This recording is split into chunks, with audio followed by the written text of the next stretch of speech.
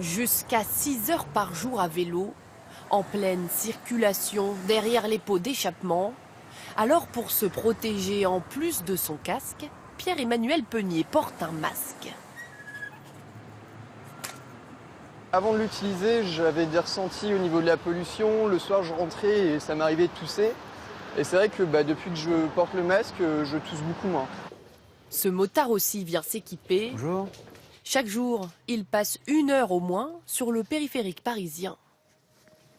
Le filtre est intégré à l'intérieur. D'accord. Vous le changez avec le masque, ça tient 2 ans et demi, 3 ans. Je suis vraiment curieux de savoir les effets que ça peut avoir de filtrer justement les particules. Pour bloquer les polluants, 4 filtres à l'intérieur de ce masque, dont du charbon actif et des microfibres. Un concentré de technologie vendu 35 € pièce. Il y a vraiment un pic de consommation qui n'a pas cessé depuis mi-décembre, le dernier pic de pollution. On a vendu à peu près 1500 masques en 2 mois. C'est ce qu'on a vendu en 3 ans sur la marque. Une explosion des ventes pour se protéger de la pollution extérieure. Mais il y a aussi ceux qui veulent se débarrasser des particules à l'intérieur. Nathalie Boissy habite près de Grenoble. Elle a investi dans un purificateur d'air. Voilà, il est ici. On a choisi de le mettre dans notre chambre parce que c'est vraiment là où on passe le plus de temps.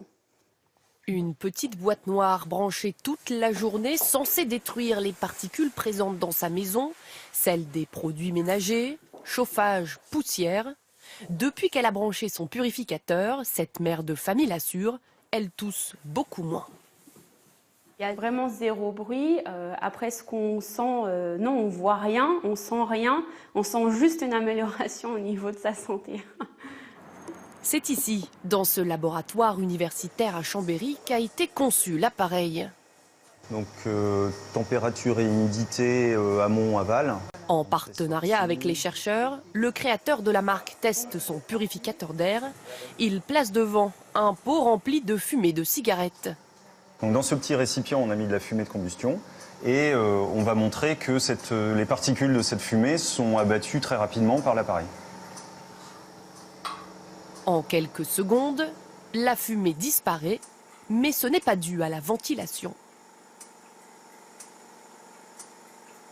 Vous voyez sur la face avant des cônes. Au fond de ces cônes se trouvent des aiguilles.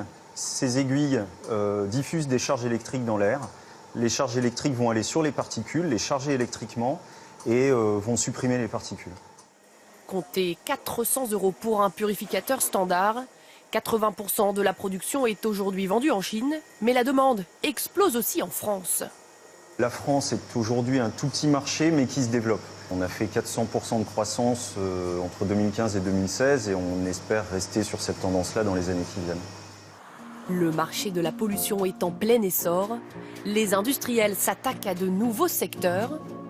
Le business anti-pollution va s'immiscer dans nos crèmes de jour avec des promesses toujours plus alléchantes. Les crèmes anti-pollution, on les trouve maintenant partout. L'offre est de plus en plus large, autant dans les laboratoires plutôt dermatologiques que dans les gammes plus cosméto. Mais sont-elles pour autant efficaces ? Nous avons posé la question à cette dermatologue. Elle s'est penchée sur la composition de ces crèmes. Dans les ingrédients, je ne vois rien qui va me prouver une quelconque action anti-pollution. Ça va vous hydrater la peau. Il n'y a pas d'huile, donc ça ne va pas boucher les pores. Il y a une protection solaire, donc c'est une bonne crème. Mais moi, l'argument anti-pollution, pour moi, c'est du marketing. Pour l'instant, aucune étude scientifique n'est sortie sur ces crèmes anti-pollution. Il faut dire qu'elles ne représentent qu'1% seulement des produits de beauté commercialisés l'année dernière.